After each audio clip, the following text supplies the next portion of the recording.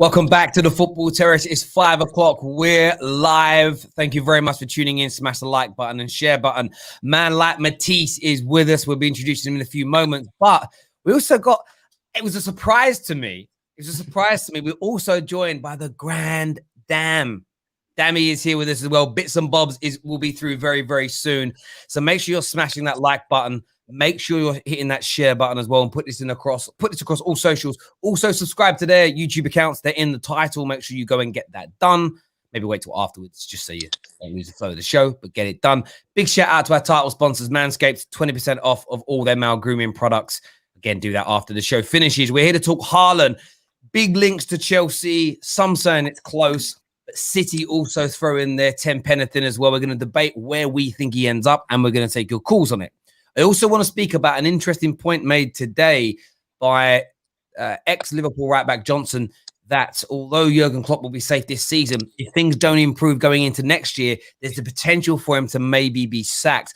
Are Liverpool fans worried about not getting out of this rut? I don't think he'll be sacked, but how long do you think this rut will continue?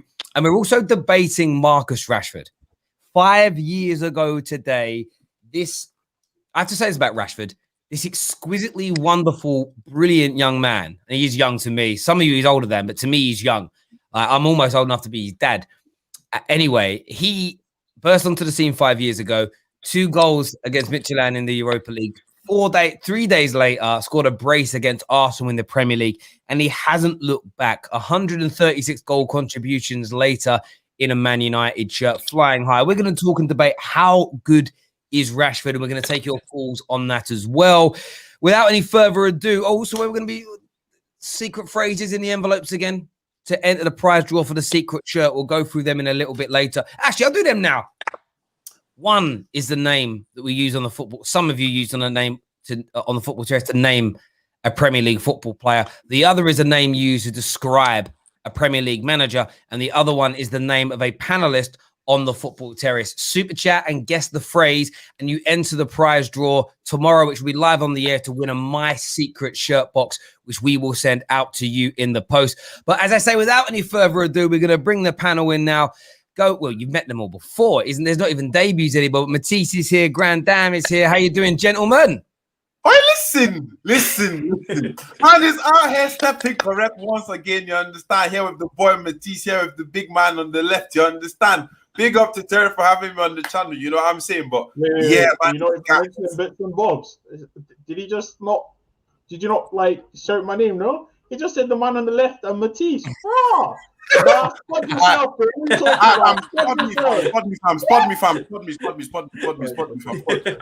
we go. You've got Bitz and Bobs, you've got MAH, and you've got the big man Terry. What we all saying? Can you man not see? I'm a bottle of Lucozade boost. You understand? That's what we're here for. Man is always happy, electric, and we're here on the terrace once again. What we all saying? Love that. Love the. You can tell things are good at Chelsea again, can't you? You can see that life is good at Chelsea again when guys come on, absolutely bubbling, mate, absolutely bubbling, and we love to see it. And just before we delve into the Haaland debate, I mean, I know some Chelsea fans, are still living in their feelings over Lampard. They're still crying. We feel disconnected from the club. It's just getting better and better under Tuchel. And how happy are you both? I'll go to Matisse first on this. We've beaten Atletico the way you did. Giroud overhead kick. I mean, give me your thoughts, man. I mean, the narrative always changes when it comes to Chelsea and Atletico Madrid, because before the game, it was the big test. The honeymoon period's over. Southampton, you've dropped points. Biggest test you're going to face. Best team in Spain, 2 goals, I think 2 defeats all season in La Liga, Diego Simeone, world-class manager. And then when we beat them, people try to dilute and try and make it like as if it wasn't a big win, like it wasn't a big thing for us. We are a club that have come from 10th up to 5th in the space of, 20 days. We I don't know what we've been on this season. We had no real right to expect in this draw to go up against Atletico Madrid. Was the most difficult game we could have got. And obviously we're Chelsea. We have to have high standards. We should be able to go over there and get a result. But to go over there and get a clean sheet and a 1-0 win without Thiago Silva for me was huge, because this team, they haven't shown that they have the experience or the leadership and the characters in that dressing room to go to a game like this, the Christiansens, the Rudigers, to go to a game like this and actually do do themselves justice and get the result. Tuchel, on the other hand, he's obviously a top manager. He's got to the final of PSG the year before. He knows what he's doing in this competition. But us as a group of players, there's a lot of young players in there that, Champions League stage, they haven't really felt it too much in the knockout stages. I think they got held by Bayern Munich last season. They held Korn, Werner, Havertz. Have these guys performed on Champions League stage often enough? Not really. So we kind of went into the unknown with this team, but we got the job done. I'm happy with it. It's the perfect result. And it's a big, big moment for this team and this manager, 100%. And then now we need to move on into this big run of games. We need to keep collecting the W's because we're not even fourth. Yeah, absolutely. And a huge one this weekend as well. And I'm not even, we're previewing that tomorrow night here on the Terrace. And I can say this now ahead of the preview. I am shitting a brick. 110%. It's coming out sideways. Like, this Chelsea team looks so polished at the minute. The only thing you're not doing is putting goals away. Yeah. At some point, you're gonna batter someone. Someone is getting battered so soon. You can just sort of tell. A big shout out here at Queen Anita of the Football Terrace. And of course, Gold Diggers here says, all my faves in one stream. This is the first time I've smiled today. Well, there you go. Bringing joy and happiness to the world. Big up yourself, Neats, and we'll have you back on again real soon. Dammy, from your point of view, I know we spoke a few weeks back now, but Thomas Tuchel, it seems to me, like I've seen it on socials, it's like he's winning more and more people over week in, week out to his way of doing things. A lot of the Lampard inners are now kind of, maybe. I saw a journalist tweet the other day, it was Rory something. He was kind of like, maybe Tuchel coming in wasn't as bad as I thought it was going to be. Are you kind of seeing that through your socials, that more people are becoming accepting of Tuchel as he wins and wins and wins? Man is like he came in like the Messiah. You understand? He came in and he's starting to gain. He's still got a lot of people that dislike him. You understand? And it's quite understandable. I understand a lot of people. I think the major issue right now is not that a lot of fans don't really like him, but they're not just going to push him as much because their favorite club legend left. He was my legend as well. You understand? 8 Chelsea jerseys and whatnot with Lampard's name on the back of them. So when he left, I was a bit down and out. You understand? Bit down and out. But Tuchel has come in and everything he does has an explanation, and you can genuinely tell that there's passion behind it. I watched a video with an interview with him and Rio Ferdinand, and I loved him already, and I loved his press conference, but that took it to the next level. His mentality, his ability to break stuff down, and his interest in the game. That's the sort of person that you could speak to football about.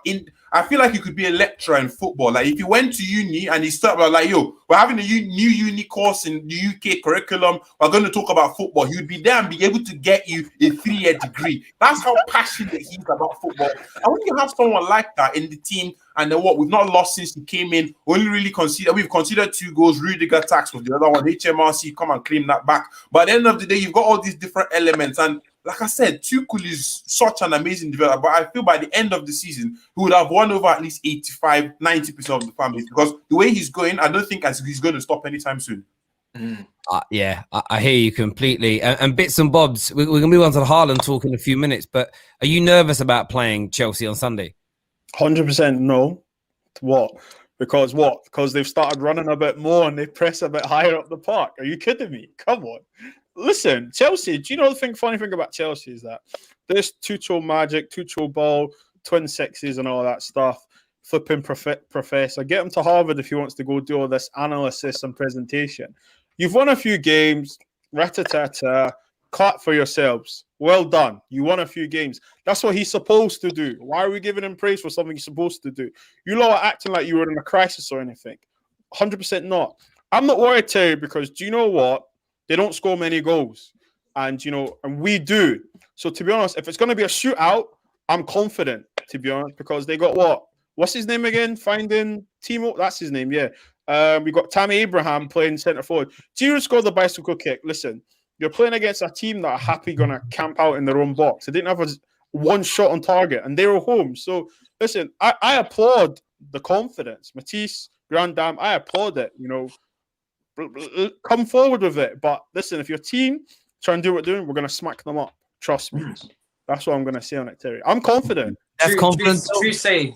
You know what? Man United's team, you know what? Individual brilliance would be looking a bit like Bitz and it would be looking. Your defense would be looking like it would be Bitz and Bobs. Bitz and Bobs. Matisse, yeah.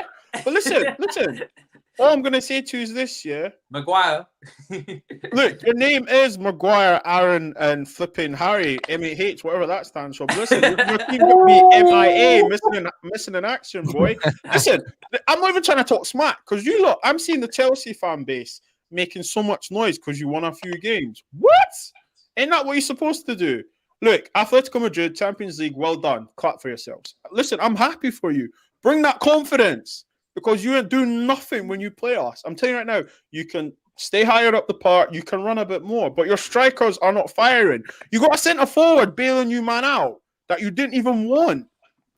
Don't worry, when what's going on? When we embarrass your unplugged fridge on Sunday, you know. Let me 1 second. Let me just say this now. There's certain football terrace gentleman who normally does my 5 o'clock show with me. He's having a day off today. He's having a rest. I don't know what's triggered him, but KJ now joins us live on the air as well. I'm having a day off, and he's here. He's here. KJ, what's going on? Well, go on, man. Saw the man them out, and I was like, I can't not do it, innit? You know what I'm saying? Come on now, shout out Matisse, shout out Grand Dam and that, you know, and shout out Bitz and Bobs. You know what I'm saying? So I had to just roll through. Oh, hey, listen, Bobs, they're back. Don't worry about it, fam. They're back. Chelsea are back. Don't worry about it. They're gonna win. They're one of the favorites for the Champions Leagues now. You know what I'm saying? Tuchel tactics and that. You know what I'm saying? All this wonderful squad and that. You know what I'm saying? Havertz and Werner, their German manager coming through, gonna make them better and that. Oh, and listen, they're back, bro. They're back. So, as Man United, we gotta be careful. But can we win that game? Sure, we can, fam. You know what I'm saying? Sure, we can. Let's not get twisted. Yeah, all I can get. That game. You get set up, and you know you guys are playing the games. Let me not even address your Europa League settings and your Harry Potter-esque spell playing. Let me not address any of that. You understand? I'll allow you man to do the thing. I make a lot of noise here, but in this situation, I prefer not to speak. I would do. You move in silence, yeah. Moving in silence. Moving in silence, just as you guys were in your title race, but then that seemed to derail, and suddenly, we went from top of the league to 10 points behind Manchester City and all of these things. Suddenly we've gone from Ollie out to being confident about a game against Chelsea's Tuchel's tremendous Blues. Listen, when it comes to the manager, when it comes to the manager debate, you no longer can chat to us too much. Do you know what I'm saying? You know your manager's not really on any serious smoke. And when it comes to the game, it's all about, you know, the top managers will usually tuck away the rookies of this game. So we all had rookies, but now tell that to Tuchel when we go to his gaff every time and beat him, fam. Tell that to Tuchel, bro. Where did these beatings get you, ladies and gentlemen? Nowhere. Since Alex Ferguson, all we have is Rashford penalty highlight reels in Paris. That's we're going to be needing some trophies. Are we going there about Rashford? About Timo Werner? Did you not spend 50 million for someone to fire blanks? He's got better. As my co-worker Dami alluded to, 18 million on a fridge. That's not very smart. So what's going on? It's not Matisse, fam. Oi, Matisse. Speak to your boy. Speak to your boy. Matisse, you're talking about since Fergie. Before my team open youneshh, anyhow. United fan was fucked with him. I got every reference, man. Oh my. Listen. Matisse, yeah. You're talking about since Fergie. Yeah.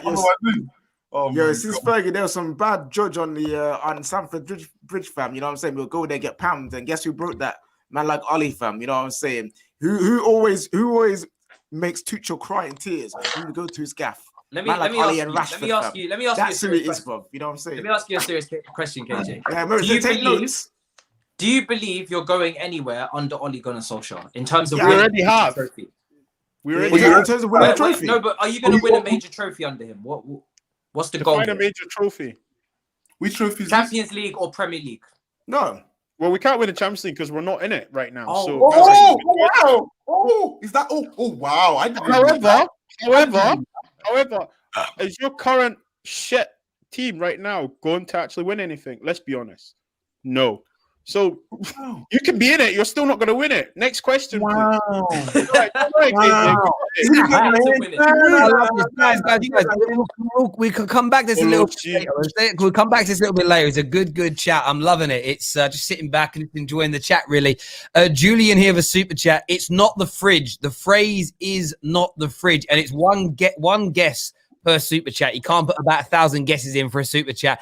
We had another super chat coming through from King Cantona 14, who said, I can't put it on the screen, it was too long ago now. He says, if Cavani and McTominay are fit, then I'm confident in Manchester United against Chelsea. I never thought I'd see the day where somebody says, if McTominay is fit, it's how good he's 7 goals this season for young Scotty Mac.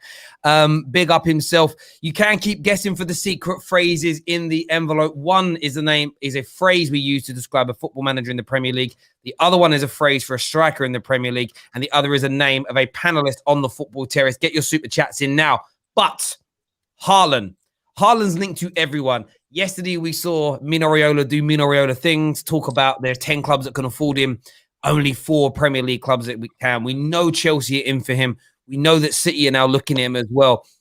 Dan, from your point of view, do you think he's Chelsea bound, or do you think it's more likely to be City or maybe Man United that he goes to? And if he does come, is he what Chelsea need above and beyond anything else? I won't say Chelsea bound. You know, I'm coming from it. To say Chelsea bound means it's definitely set in stone. It's something that's definitely going to happen. Is it something we need? Oh, yes. We've got Werner moving like Sonic the Hedgehog. You've got Tammy Abraham moving like Bambi on ice. You've got Giroud moving like the Stonehenge. These brothers are not scoring. They're not converting, and they don't have nothing. Amongst the 3 of them, they only have 15 Premier League goals this season. That's what Bruno Fernandes has in the entire league. So, true say, you guys are going to beat us, right? No. Hold on, brother. Hold on. Relax your balls. Relax your muscles. Relax. But yeah, so like true say, you got these strikers in the court, yeah, and Chelsea are going for Haaland. Now, the reason why I give us the chance is because number one, we are very what's the word? Like last season, look at Kai Havertz. Everybody thought Havertz was either Bayern Munich bound or he was going to Real Madrid or going to one of those other big teams. Chelsea came out of the shadows and we just snatched him and left. Haaland's contract, true say, everybody's looking at that clause from next year. That's what everybody's looking at. Everybody's trying to attack him next year. But Chelsea are looking at it like financially, we are very capable. Reports have come out this evening or rather early in the afternoon that we have about 300 to 350 million pounds to spend. True say, we need to remember that pandemic set-ins prevented us from like spending as much as we'd have liked to as well. We stayed silent in the January window. So we're going again. We're selling people. We've got people like Fikayo Tomori who might be moving to Italy on a permanent basis. That's 30 million in the bag. We've got people who are going to sell Deadwood. You've got Drinkwater. So I would give us a good chance, not just because I don't think Man City can afford to, they can outspend us. I'm not saying they can't do that, but I'm just trying to see how are Chelsea going to, how quickly are we going to move? Marina is known for being very, very good with transactions like this. So I would definitely back us to get him. But will we get him? That's another conversation. But I think I wouldn't be too surprised if we ended up catching him. Yeah, how about yourself, Matisse? And how much of a game changer do you think he would be for not just Chelsea, but any team in the Premier League with his goal-scoring ability and conversion rates? Huge. Chelsea really have lacked... I mean, Tammy Abraham's been top scorer the last 2 seasons, but he hasn't been able to do it against the top 8, top 7 teams, which kind of separates, you know, the good players from the best players. He's still young. He's still developing. Timo Werner's obviously in his first season. He's not really an out-and-out striker anyway. He's more of like a second striker, playing off someone like he did with Poulsen at Leipzig. And then obviously this season, Tuchel's playing him just behind, whether it be Abraham, Giroud. So we do need an out-and-out number 9 who just screams and shits goals, basically. And that's what Haaland does. You know, he's clinical. He gets involved in the build-up way more than he's given credit for. That first goal for Dortmund in midweek, he managed to, last week, he managed to get involved in the build-up on the right side and then set up an assist. And he's a killer. He's got the right mentality. He kind of leads from the front. And that's exactly what this team needs. They need a figure. So we've been great in defense under Tuchel. 2 goals conceded. I think one of those was an own goal from Rudiger. I know Bitz and Bobs is here shaking his head, rolling his eyes, but the facts of the matter is that Chelsea's structure has improved under Tuchel. 3 at the back. So the transitions that Man United are looking forward to do, they won't be able to do them as well, and hit teams on the break like they like to do against most top teams. But we need a killer. That's the only thing keeping us in games right now, is the fact that we don't have killers up front. We've got nice guys, but they're not killers. So As we get a hold of this guy, then we'll be fine. But it's not going to be easy. Everybody's going for him. So I hear you on. There's a super chat here from Baz that says no, that's not the right one. Sorry, from Mark, who says Haaland will only stay 3 years anywhere he goes. It's the Riola factor. Like Bitz and Bobs, KJ, do you think whether it's Chelsea or City? I say it's Chelsea or City, and I look at them because generally speaking, you don't see Chelsea or City they very rarely sell players that they want to keep, that the agents try and force out. Do you get what I mean? I mean, at City, for instance, I can't remember a Pogba situation. Do you get what I mean in terms of a player coming and going and whatnot? Do you think that Riola is more likely to behave if his player goes to a Chelsea or a City as opposed to a Man United or an Arsenal? Not Chelsea. No. Not Chelsea. Yeah, Chelsea. I feel like he'll do what he wants to do anyway. There may be more of an understanding between like Roman and Viola, but he still will want to. I think I can see Haaland moving on from a Chelsea. Man City though is different, considering it is a team that his dad used to play for as well. So there's a little bit of connection there. I can see Haaland staying there longer if he was at Man City than he was at necessarily at Chelsea, and the way that both teams are ran really well. I'm not gonna say that they're not. Both clubs got a good football structure, but I think Man City's is where they do it's just a bit different. You don't really hear noises about players that want to leave unless they're just bad. You know what I mean? Most players want to stay there for a while. Even Mahrez had his troubles and wanted to leave, but then he's turned it around. Aguero had his troubles when Pep came in and he's turned it around. So a lot of players do stay at Man City for a long period of time. And I feel like if it was Man City he went to, there'll be hardly any noise. Chelsea, there'll be a bit of noise. I feel like he'll probably move on in the 3 years like Viola likes to. But just for the fact that the profile of Chelsea is big, but at Real Madrid, at Barcelona, at Bayern Munich is bigger. Yeah. And then if it was at Man United, oh gosh, my man would have his way with us again. He needs to stop. You know what I'm saying? He needs to stop. Viola and United needs to end, fam. It needs to end. It does.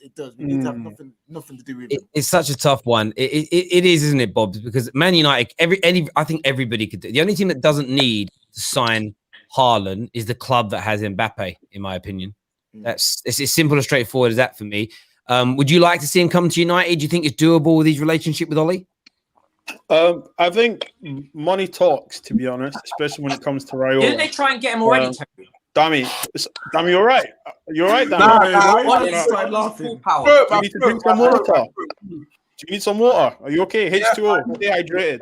Stay hydrated, my friend. Sorry. Listen, of course we want to see him at Man United. The guy's an alien. Like, he's a freak. Drago in football boots. Is it going to happen? To be honest, I think it's probably a better chance me playing at Old Trafford than him being there. I'm with KJ. KJ, what you said, I agree with you because I think Man City makes more sense for him than go to Chelsea because there's going to be structure. Chelsea, we all know if you're the manager there, you don't buy a house, you rent a flat. Do you know what I mean? Because after 18 months you're gone. And also with the father, it'll be a bit intimate. And also, Man City actually need a centre forward. Aguero's aging. Unfortunately, Jesus can't save them. So, I think he's more likely to go to City.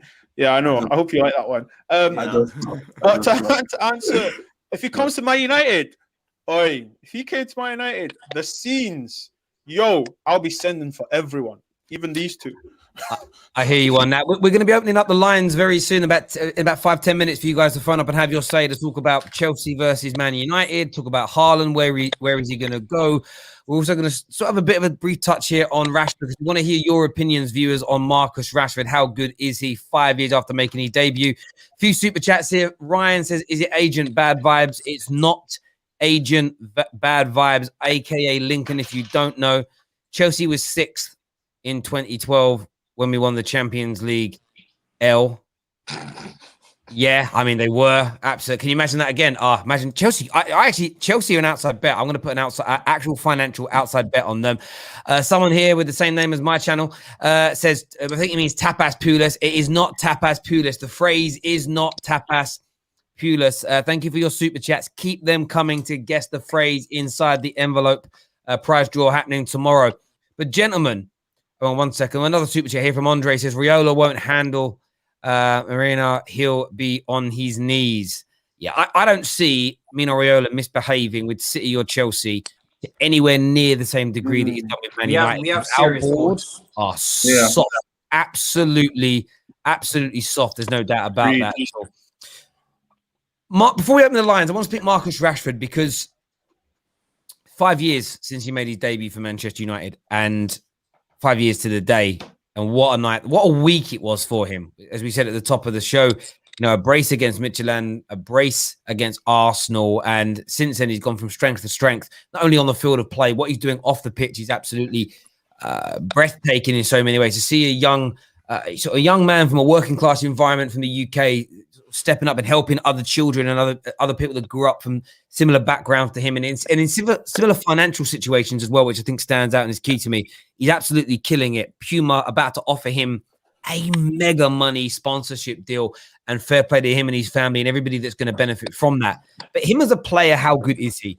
136 goal contributions in 253 games for Manchester United, 53% efficiency ratio there, plus his performances. We know he's put so many great performances in.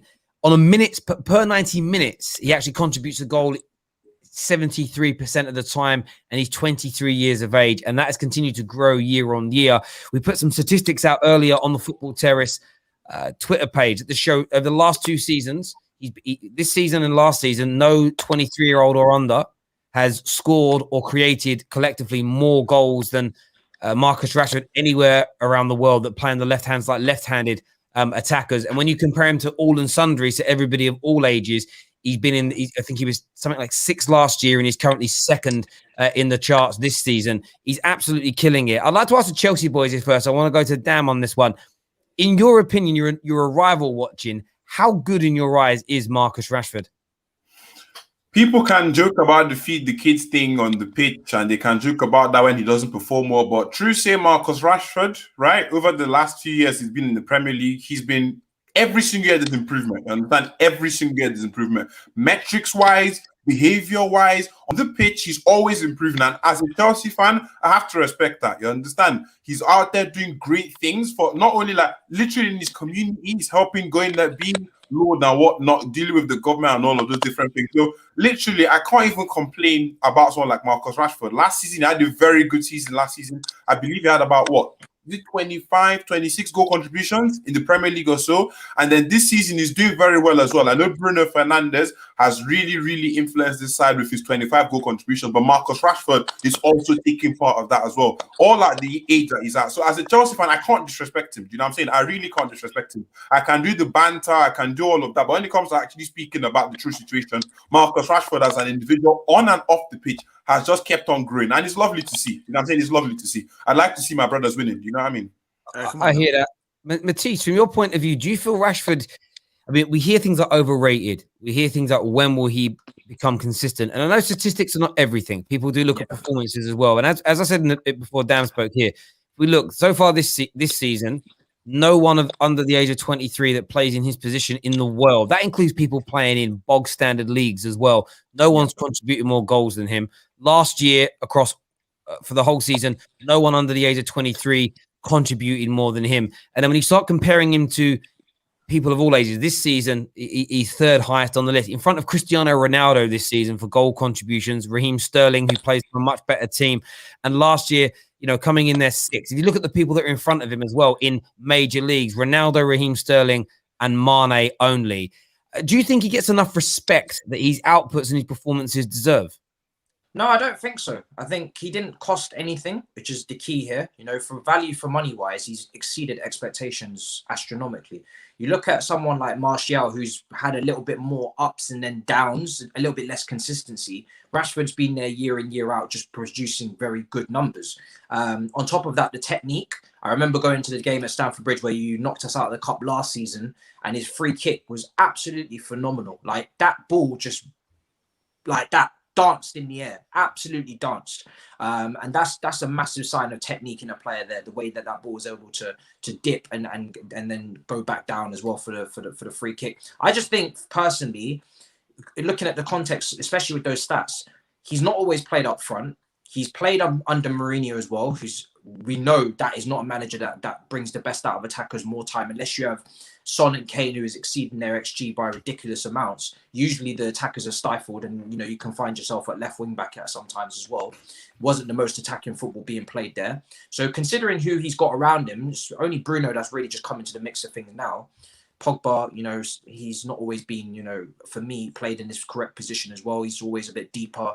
And then sometimes when he's played as a 10, I enjoy him. I just think sometimes Rashford as well, at the age that he's at, Man United have not been a consistent environment for him to be in. They've been changing managers, they've been changing styles and the way that they approach the game. And for a young player that's developing, you look at Foden at Manchester City, he's just had a constant manager, constant group of world-class players surrounding him. And look what he's done. Of course, they play in different positions, but it's the same development that needs to be taken place. So there's a lot of aspects that come into it, but I think he's done very well for himself, to be honest. I think he's still got some potential to go. The next 2 years, as he approaches 25, 26, that will be the key to see if he's going to be a very good Premier League player or a top player. That will be the key there. He's just a bit younger than Martial. So Martial, he's starting to get to the point where you're like, come on now, do it. Do it on a consistent basis. So we'll see. But I've been impressed so far. I hear that. KJ, from your perspective, we've seen it in the comments, and I'm sure the callers are going to phone up and say decision making needs to improve. He needs to be less greedy. You hear these two things a lot. When you look at him there and you compare him to all the other under 23-year-old left-sided attackers, left wingers, left inside forwards in the world, he's outperforming them all. So if he's outperforming them all with bad decision making and being greedy, how devastatingly good is he?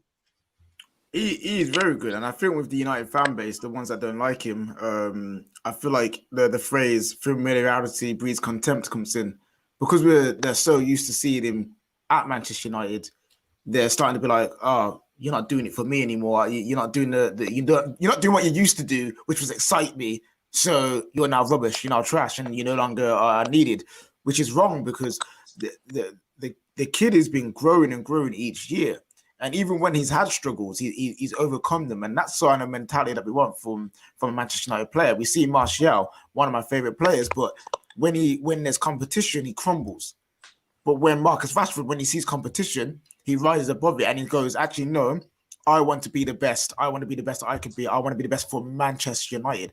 And that's the key. Last season, you start to see a difference in him, not in just his goals, outputs, and his assists, but the way that he looked, his stature, he looked bigger. He seemed quicker.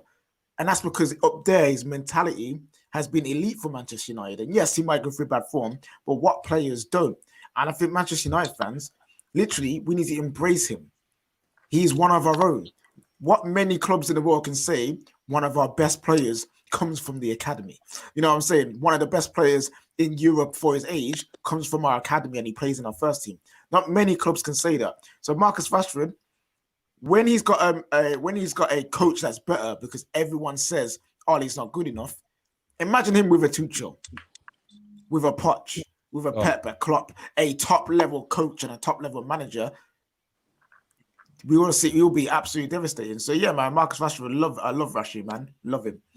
No, listen, I agree a lot of what was being said there. And of course, he's still got areas that he can improve in. But you still, so was one comment that I saw here that was, no, Rashford is too rash and simply not good enough. We need better. And my question to everybody that thinks that is, who is attainable that is actually better? So don't give me a name of anyone who plays for Man City, for Chelsea, for Liverpool, for Barcelona, Real Madrid or Bayern Munich, because they're not selling one of their best left inside forwards to us. So they're not attainable. So we need to start to really think about it. Who else is better? Like that's sometimes where in life as well, you can't get better than what you when we signed Harry Maguire, right? It was one of those things where he hasn't gone on to be as good as we hoped he would have been. But I remember people listing like 5, 6, 7 defenders they'd have preferred to have bought. And I said, yeah, look at the teams and names of players you're mentioning. None of them are attainable. They can't be purchased. So if you're going to say we need someone better, you've got to at least give me an option of someone that's attainable. That's Raheem Sterling. Yeah, like Man United are going to be able to buy Raheem Sterling off Man City. It's a stupid thing to say. It's never going to happen. We're going to go to your calls now. So we're talking Haaland, we're talking Rashford, we're talking about Manchester United versus Chelsea on Sunday as well. Some reports in the papers as well that Klopp could lose his job next year if their form doesn't improve. I don't personally believe that, but I want Liverpool fans' thoughts and opinions. We're going to start going to the calls here. You can come on and ask Dammy, you can ask Matisse, you can ask Bobby, KJ, myself, any questions you want as well. But come with a question. Some guy come on the other day going, oh, what he actually said, what we're going to talk about. Do you want to ask me a question? I was like, not really. It's not the point of the phone in. So make sure you've got something ready to say. First caller we're going to is Tom Banks. Tom, welcome to the Football Terrace. What do you want to say? You know, with Haaland, Man City said they don't want to enter a bidding war with Chelsea. So they don't want to go above 90 million this summer. So they don't want to pay over 350,000 on a contract, and they don't want to be messed around by Riola. And as well, Bitz and Bobs, you said Tuchel's tactics were useless. He got to a Champions League final and only lost 1-0 to Bayern Munich. And you haven't been in a Champions League final in the past 15-ish years. Okay, so Tuchel went to Paris Saint-Germain, right?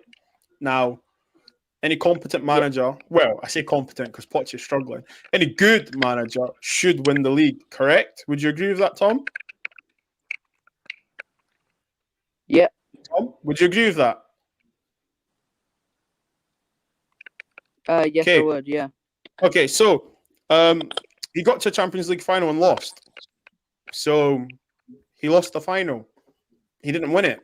So his tactics obviously wasn't good enough for that. No, there's always context. There's always context. But what's the context? He got beat. The biggest stat of the game. No. The biggest stat of the game was the scoreline. Did you watch the game? Yeah, I did watch the game, but it didn't matter. Okay, so if your system, if your tactics in your system create opportunity for Mbappe and Neymar and they don't finish them, what are you to do then? But did they win? No. Let me ask you. I'm asking Tom's question. I'm answering Tom's question. If you was a manager and you had tactics and you set up your team in a certain system to create opportunities, a team that create opportunities, for me, after that, you have to finish your chances. If your chances are not getting finished by two of the best forwards in the world and they're having a bad night and they're not finishing the chances that your system and your tactics are setting them up to create, what are you to do then? Change them up. Personnel. Take them off and bring on who? Oh, okay. So you're asking me to answer your question, and I'm answering your question. If it's not working with the personnel, change it up. What? Bring on what I squad is for? Yes or no? Is that not what a squad is for? Yes or no? 100%. That's what a squad is for. But what I'm saying is that it's not always just down to the manager. Give some collective blame. Some collective blame. I know it's nice, it's fancy to send shots at Tuchel because he's Chelsea manager right now. No. I'm not sending shots. I actually don't. Collective blame. I don't have nothing against Tuchel. What I'm saying to you is that because you got to a Champions League final, brilliant, but you didn't win it. Wenger got to a final, he didn't win it. Pochettino got to a final, didn't win it. So the biggest stat and the biggest fact, they lost. So getting to a final and then you losing it doesn't take away how good you can be as an individual. You can't say that, Tuchel didn't win the final. I mean, I'm never going to get, because true save, we're talking about actually when the game and how the thing went down. Mbappe, I don't know where he left the shoot. I watched that game. I remember that game very, very, very well. I watched that game, you understand? With my mates in the pub, with the Bears and everything, was a great night. True say, at the end of the day, if they actually finished their chances, PSG had a ridiculous number of chances that night. If they finished them, the thing is, true say, I don't do if buts and maybes. You understand? I don't do that. I do not do that. But one thing you cannot say is that because you lost the final, that you undermine like what my brother has done the thing. Does that mean, I don't think that makes sense. Dammy, Terry, can I reply to that real quickly? Is that okay? Yeah, final point. Okay. If your player at Chelsea is having a bad game, what should you do as a manager? What did he do with Cho? He took him off, right? Whether name, superstar, whatever. I'm just asking a question. There's no better option than Neymar and Mbappe. Sorry to come back on that. United fans, if anybody knows anything about that, to be United fans, because you have Bruno Fernandes as your player. Bruno Fernandes took 200 shots in a game and only score one. That is all that matters. You don't take off the likes of Kylian Mbappe and Neymar on the Champions League night. That does not happen. Look at what happened for a game against Newcastle. No United fan can tell me that in that game, when he was playing, that he played well up until he scored his goal and took his assist and then he bounced. You can't say that. That's not how it works. Mbappe and Neymar didn't score and they lost the cup final. This is what I'm trying to say to you guys. All I'm going to say is, what does it matter? all I'm going to say is, I personally think Bob's is a bit capping a bit. I'm not gonna lie, fam. Relax, just relax. Just 2 secs. That's my opinion, though. Yeah, no. But I agree with him in terms of it wasn't just Tuchel couldn't do anything. He could have. Like you say, you can't take off Mbappe and Neymar, but you can take off Mbappe or Neymar. You can. You actually can. And also, we've seen it many times. Look who won the Champions League for Liverpool. It wasn't Salah. It wasn't Mane. It was Divock Origi. You know what I mean? These moments are here to be taken for any player, not just your top players, for any player. So if your top player is not performing, you can take them off. It's not stupid. There we go. We're going to go to some more calls now as well. Great. If we have a debate like that after every call, it's going to be an absolutely on fire show. This is going to be interesting though. Matisse and the Grand Dam, you have got the pleasure of meeting one of our cult heroes at the Football Terrace. It is Test in the house, everyone. Test, welcome back to the Terrace. I know what you're here to talk about. Say what you got to say. Yes, I wanted to ask a question. So obviously, everyone's linked with Haaland, yeah. Everyone, like all the big clubs, are linked with Haaland, City, Chelsea, United. And when I hear a lot of fans talk about Haaland, they act like he's the only option, and like there's no other options, and whoever gets Haaland is over. So I wanted to ask you lot, United fans, Chelsea fans, do you believe there's any if you miss out on Haaland, yeah? What other options would you look for? What other options would you look for? I think the only other realistic option that comes to mind straight away is probably Lukaku. I think he's always got goals in the Premier League. He's not as young, so you're not building for the future. You're definitely buying a striker for the now. Very much reminds me of a Diego Costa, where you buy them in their prime. I think he's like 27, going to be 28, Lukaku.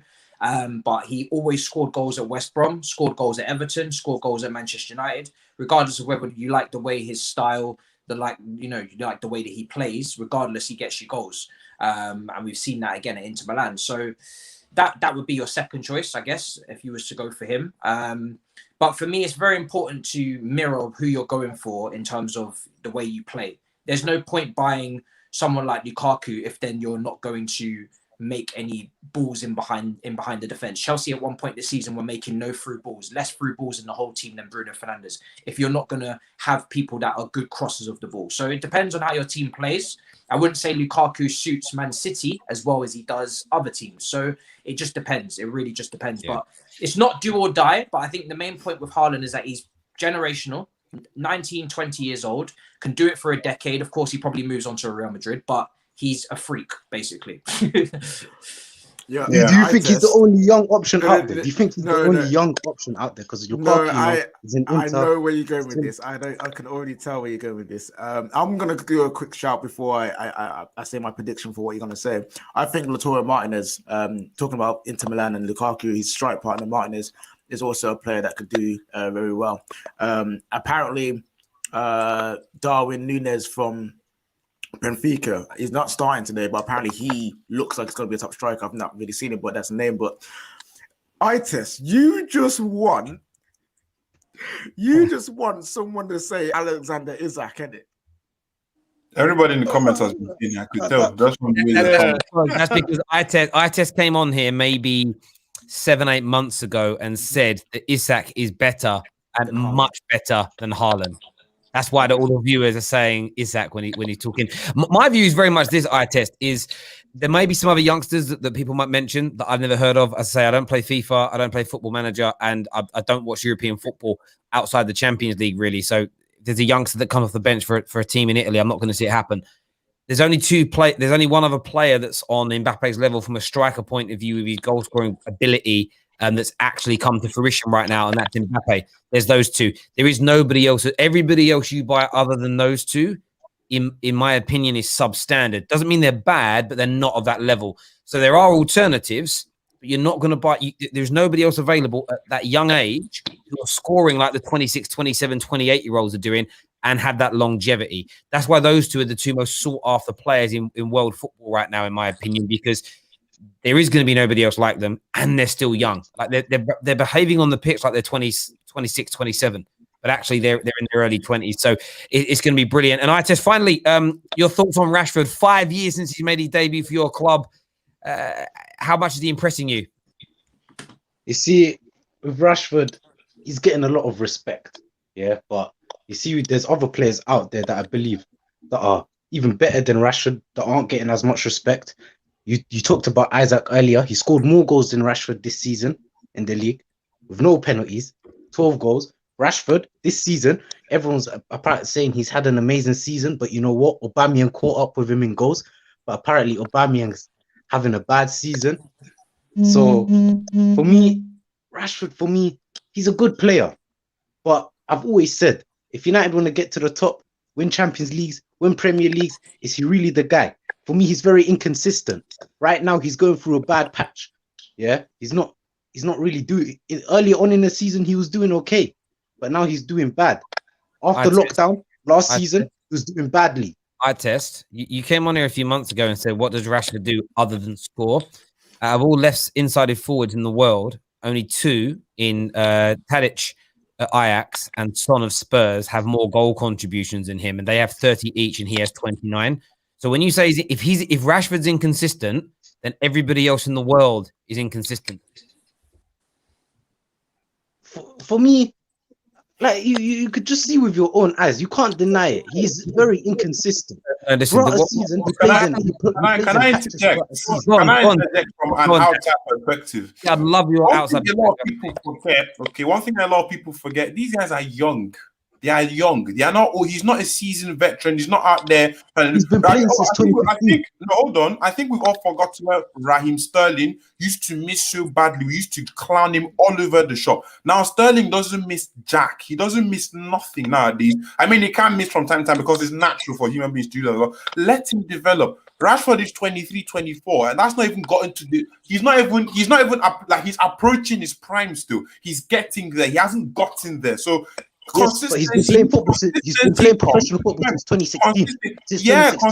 Consistent. Have you forgotten Raheem Sterling started playing for Liverpool when he was 18, or was it even younger than that? If I'm not mistaken, I remember 17. Yeah. He has been playing for years, and at 23 years old, he was still messing up. What are we talking about? You've got to give these brothers time. They need time to develop. A player like Rashford, his output at this age is phenomenal. You have to praise it. Look at these are young players. Not everybody is Mbappe or Haaland. Mbappe is a freak. Haaland is a freak. Messi was a freak. Ronaldinho was a freak. Ronaldo was a freak. They are not all on the same level. You can't compare them with the same thing. You telling me he's been playing for so long don't mean nothing because he's still a young player. By the way, he had better coaches than Brendan Rodgers and Pep, whereas Rashford had what? And he had Louis van Gaal. He had Louis van Gaal and Jose Mourinho. He had Louis van Gaal for 3 months. Let's not be disingenuous with the fact. Yeah, and Jose Mourinho, your best ever manager. You're saying he's not. Yeah, got to have good players. That's your best ever manager. Does not like to look after young players most of the time. Exactly, that's facts. Yeah, it's facts. And also, Grand Dam's made a point about the players listed about being freaks. Cristiano Ronaldo wasn't a freak until he worked harder and progressed into that. He is what Rashford is right now at that age. In terms of he's grown into that role. 24-year-old Ronaldo, boom, he was accelerating and absolutely grew, and he grew year on year. Rashford is trying to get to that point where he hits that age, that mentality, and that level where he can go on to be called one of the best. To shoot him down now, just because he's played a load of games, is a nonsense. If that's the case, So if that's the case, every player who starts off slow in their career should get called crap. Exactly. Even if they go on to become amazing, they should be called crap. Every player who starts off great in their early career and dies off should always be held as legends then. Because it's about football, it's about giving them time. Yes, listen, man, Mbappe and Haaland. I think Rashford's good, but I've always said super sub. I don't think he's good enough. If we want to win titles, Champions League, bring him on as a super sub, because throughout a 90-minute game, I don't think he has moments throughout 90-minute games. He has moments throughout 90-minute games. I think if you was coming at Martial with this, I would understand maybe a bit more. I think Rashford's had more big moments for Manchester United. Moments, but throughout a 90-minute game, you see him. No player as a player. I'm not even replying because what he's saying. No player in the history this whole season can play a whole 90 minutes, can play a whole 90 minutes and be affecting it 100%. Do you know why? Because there's no player that can go up and down, up and down, up and down. No, but look at Rashford. He's a striker. Rashford usually, of course, this season, this whole season, he's been having bad games, but he comes up with a goal eventually in that game. Hang on a minute. Can I bring up something? Yeah, go on, Dan. Go on, Dan. Bro, does your brother, is he Isaac? I don't know how to pronounce it. I'm not trying to be rude or anything. Is he consistent for 90 minutes across all his games? He's more consistent than Rashford for No. Answer my question. He creates more chances across all the games. Is he consistent like that across every single game? Every game. Okay, how many games have they played this season? You only scored 12 goals. How come he hasn't scored more? How come he hasn't been consistent from top to bottom every single game? You can't run that kind of energy, my bro. If you watch United, you would see this guy plays awfully most games, but eventually he comes up with a goal and everyone forgets that he's had a poor game. You're now changing the narrative. You're now changing the narrative, saying. No, I'm just showing you. 1 second, Ites. You just said then, like, he plays awfully in most games. Like, you've gone from saying a little bit inconsistent. But I want to show you something on the screen, because another thing you've come on here and claimed before is Rashford doesn't do anything other than score goals. This was released by The Athletic just the other day, and it shows the most goal contributions in terms of goals, assists, and involvement, like heavy involvement in the build-up. Marcus Rashford has 9 goals in the Premier League, 6 assists, but also 8 contributions in terms of the build-up play. Everything you ever say about Rashford, you can have your own subjective opinion to whether or not you think he's in good or bad form, because nobody can tell you wrong about that. That's your own views. We can think you're being harsh, but there we go. But you said things like doesn't do enough dribbling. That's improved dramatically this year. His contribution outside of actually being the goal scorer has improved. There isn't an attacker.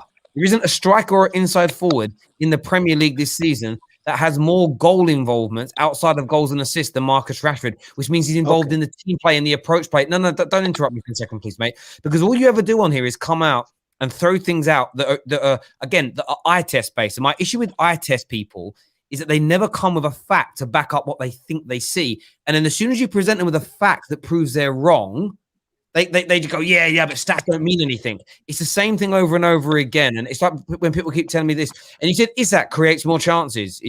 Does he? Is that a fact? I never said that. I just heard you say it a minute ago. But listen, items anyway. We ain't got time to. I want one more thing. Because you brought up the goal contribution.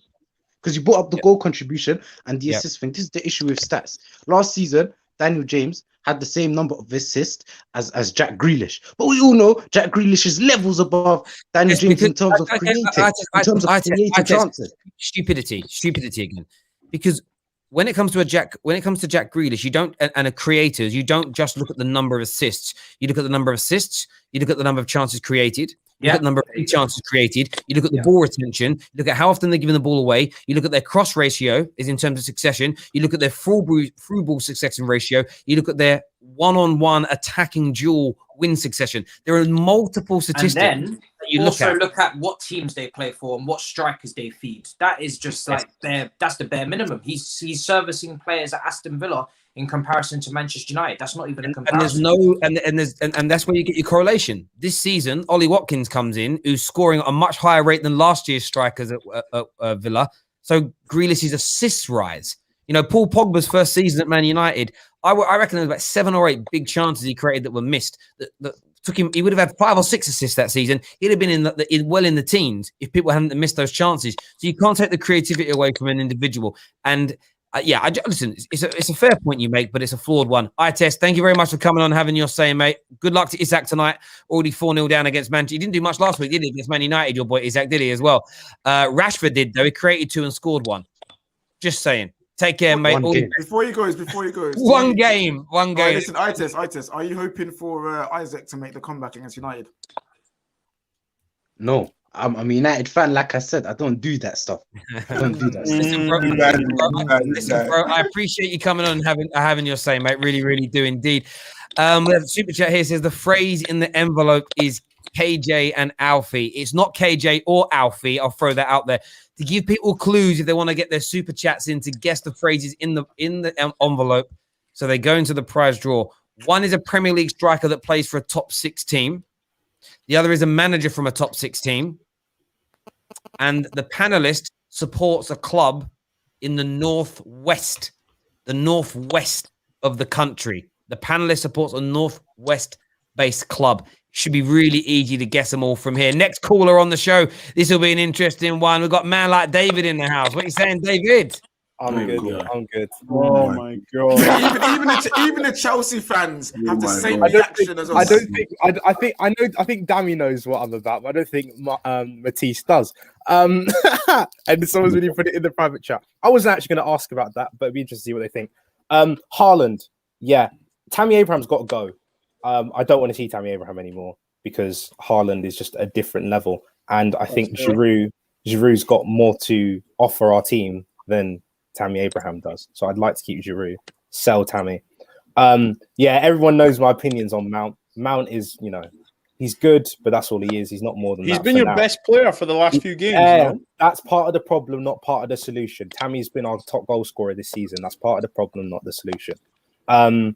Also, I think in the summer, I think we need a centre back, and I think we need a DM. Who else? Loftus-Cheek needs to be sold. I think, literally, any youth player that's 25 and above, and they haven't done anything, sell them all. I don't want them. David, you've came and scattered everything. There's Ruthless FC in the building right now. Ruthless FC. Literally, David would rather have no single youth player in the team than have one in there. No, that's not what I want. If I have youth players, I want them to be good. I want them to be ready. So which youth players do you rate? I think Andrin is good, but I wouldn't put him in. I said the only one who should be starting week in, week out is Reece James, but right now he shouldn't be because we're not playing right back. We're playing wing back, and he's not the best wing back we've got. Hudson-Odoi is right now. No, it's true though. Hudson. I didn't say nothing. I was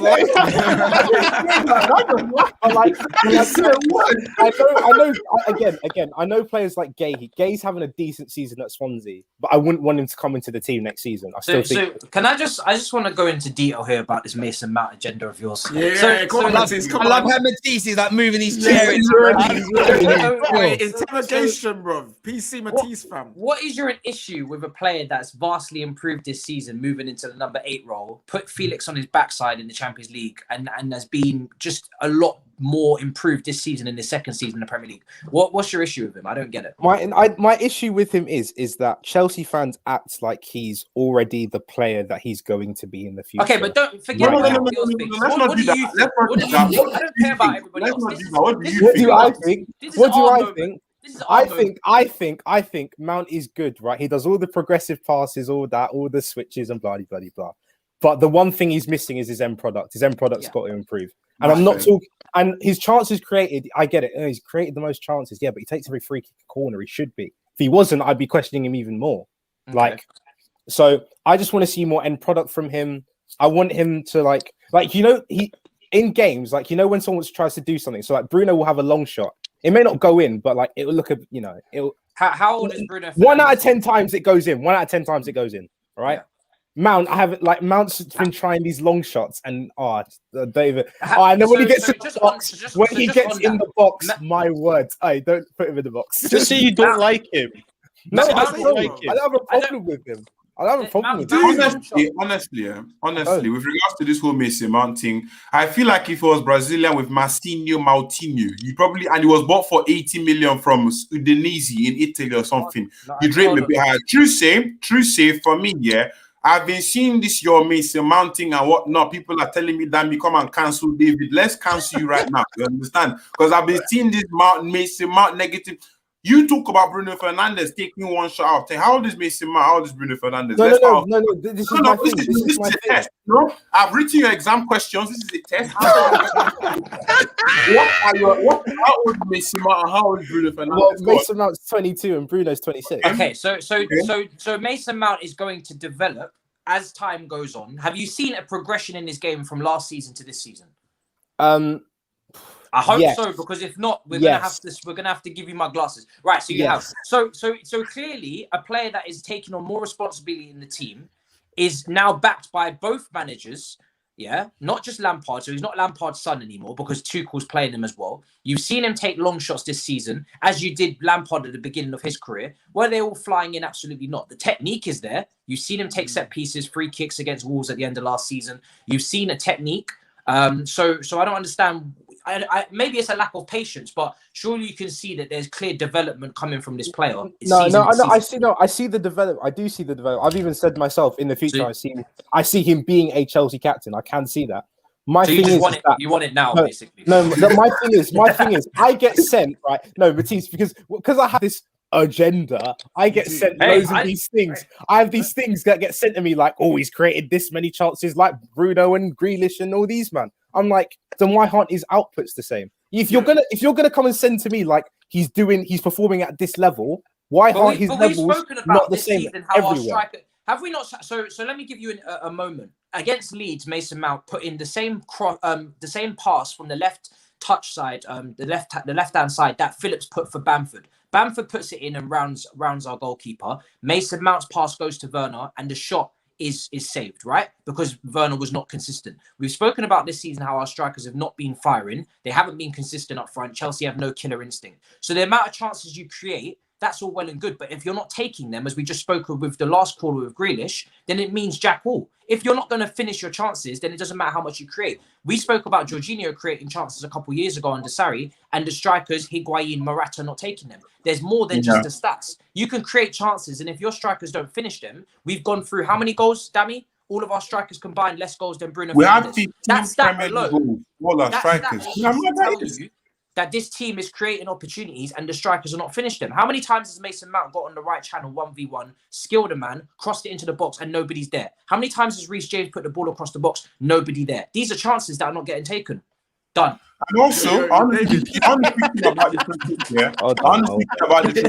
Cruciate. I hear you when you talk about Mason Mount's end product and whatnot. See, I don't know why we drag him about end product as well. When you got Callum, listen, I tell people Chelsea right now is a Michelin star restaurant. That's what it is. They are chefing up in the kitchen, they're cooking all the ratatouilles and whatnot, all the spaghetti bolognese and everything. They're doing all the cooking. But at the end of the day, all the plates are clean. Nobody's eating. There's food.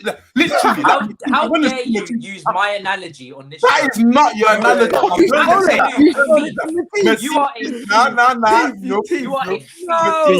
Matisse's analogy.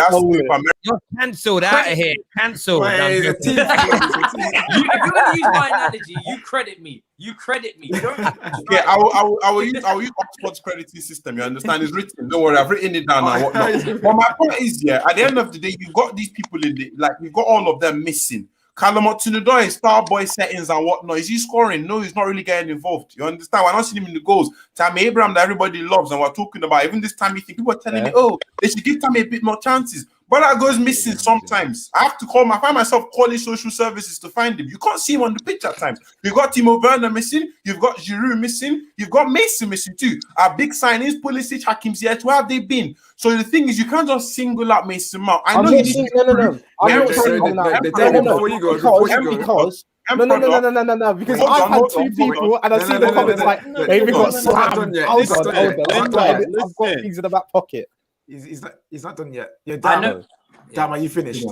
You're finished. End product, his end product he will get the end product eventually. You can see him, like I said, putting Joao Felix on his bomb and whatnot. You see him lighting players, taking 3-4 players out of the game. So there are elements to his game that you can see. I'm like, okay, there's something about this. But I've seen Osari from Wolves put Mason Mount on his backside. Don't mean a thing. If you don't finish, if you don't do anything at the end, it don't mean nothing.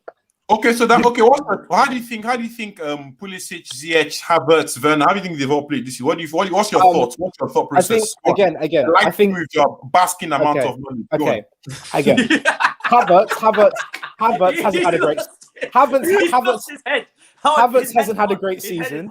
Werner's had a very underrated season. I think everyone thinks Werner's done absolutely nothing. I think he's actually had quite an I think Werner's done quite well. Maybe not groundbreaking, but I think overall he hasn't had actually a bad season. Everybody says he is. He's got good goal contributions. Kovacic and Jorginho, when under Lampard, weren't good. Under Tuchel though, they were good. Mason Mount, I think, has improved from under Lampard to under Tuchel. I even said myself, Mount will improve from Lampard to Tuchel because he's a better manager. I've said it myself. David, the issue is, and I think everyone can agree with this. Of all the players to be dragging, to be always getting onto, to be always saying, "Are you good enough for Chelsea?" Mason Mount is one of the last on the list. Yeah. You go for the guy that actually has been doing something for your team. So of course people are going to come on to you. It's basically the same. It's almost the same as people get onto Bruno. They're doing something for this club where everyone else is stinking up the joint. Yeah, and that's what's happening with Mason Mount. But with Bruno, I can see the end. Bruno's the end product. That's because he's 35. I can see that. David, that's a question.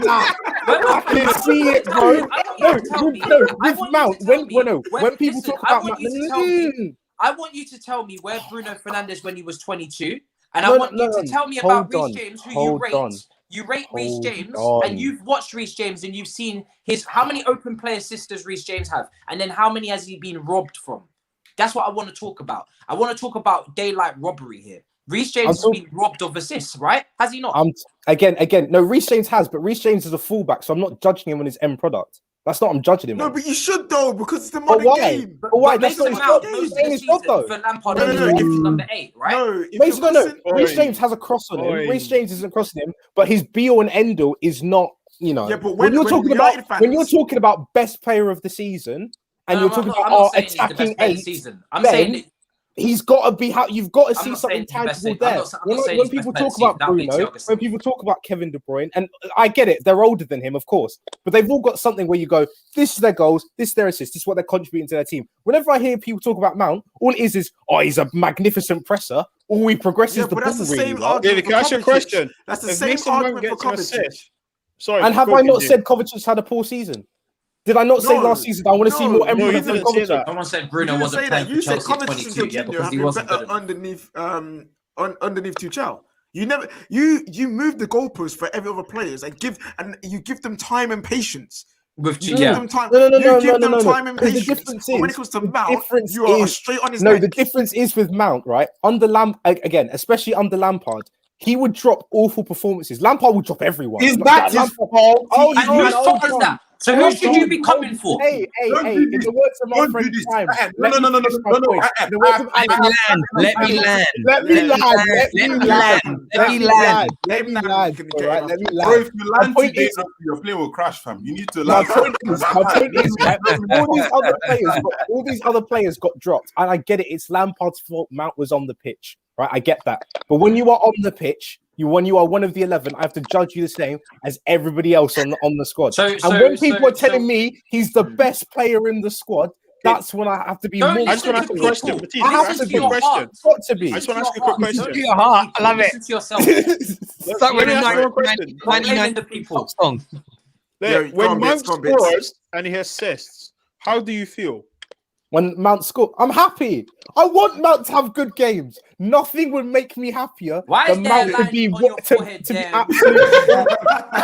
seem like you're lying to me. Because every time he drops a stinker or does something stupid, I'm just like my head goes.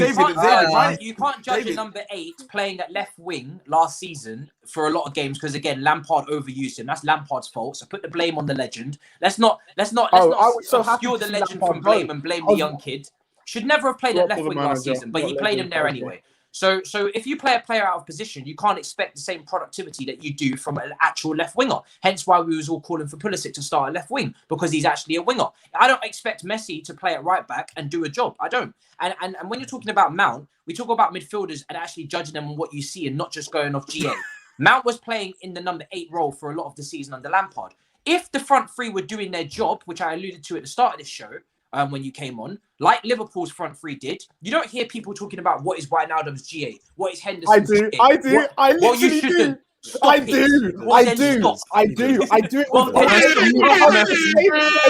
it. Terry, do you know the thing is, I love it. People always go like, you should never talk about Wijnaldum and Thiago because they're so good. And this means it's like what I do. I have to say bro, I have seen it.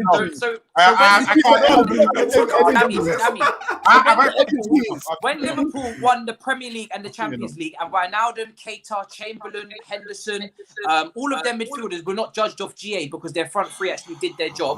No one was complaining. But now, because we're gonna forget that the fact that Werner hasn't been performing good enough at the start of the season, at Abraham, Giroud, Pulisic, barely any goal contributions this season, Ziyech, up and down with injuries, Kai Havertz, all of the big name money signings, you don't want to talk about them underperforming up front, but it's Mason Mount. Okay, Okay. No, I bet Liverpool fans wish that their midfielder was contributing to goals right now, so they wouldn't be in the mud so much. And again, when David, shut up, man.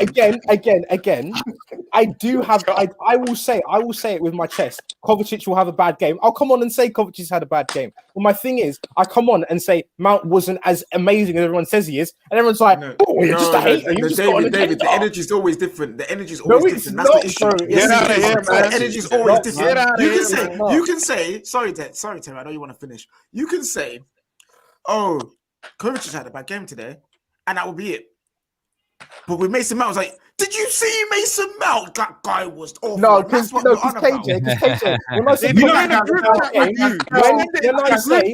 say Kovacic has a bad game, everyone's like, cool, Kovacic has a bad game. When I say Mount had a poor game, everyone's like, no, he didn't. He was perfect today. What are you talking about? Why are you criticizing our youth player? He's amazing. He's England's youth captain. That's what I hear. So the energy's got to be different. This is the issue on social media. Never allow others to fuel your opinion and your agendas. You just stay focused on what you believe in and don't worry about anybody else, and you'll be fine, my brother. Yeah, until when he starts getting goal contributions, then we can talk in it. But Dr. Matisse in the house with us today. We had some super chats. Great debate. We had some super chats here. One says, "Is the player Harry Kane?" It isn't Harry Kane, but it's a phrase that we use to describe a striker. Don Will says, is it Bizzo? It's not Bizzo, but that's quite close to the member of the panel. Is it Firmino goals? No. Hi, Terry and the panel doing a great job. Is it Kendall? It's not Kendall. David, we've already had that one put up there. We had one here that says David's issue with Mount is that he didn't cost £80 million. That is from Edward. Talking about Rashford's class, when Martial's only been good for 2 seasons. Oh, that's gone now. Been good for 2 seasons. Rashford has been playing well. I think it says for much longer. I hear you on that. And then Haaland will be the next Bayern striker.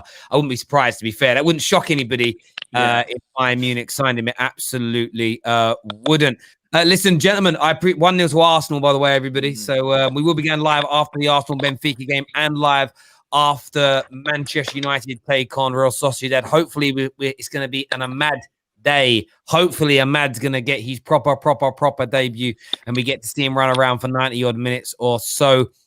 Anita here says, I like him a lot, but David has a point. When he doesn't perform well, the panel say, don't say it. That's one thing where I will defend David here on this. Like, I think Mason Mount is a lot better than people make out. Where I will defend David is that sometimes his criticism is just more, Mount has a good game, and people come on and say things like he's perfect, and I think it winds him up, which I understand. But to Matisse's point, you can't make that fuel you. But it does for me, certainly, when I see people doing stuff. It's drop him and do not. But there we go. Listen, great show, gentlemen. Really appreciate it. Sorry to everyone waiting backstage who wants to come on. We're literally run out of time because I've got to go and watch the Arsenal game because I've got to do a report on it. So if I don't watch it, I'm in a little bit of struck. Matisse, the Grand Dam, thank you both for coming on. Links to their channels are in the title of this video. Make sure you're smashing the like and share button. Nobody guessed the names in the envelopes. We'll do them after the Arsenal game so that you can put yourselves into the prize draw. Next month when we do this, it's going to be cash you're winning. Hundreds of pounds being given away. So make sure you get ready. Until next time, everybody, take care of yourselves. Good night. God bless. And we'll see you.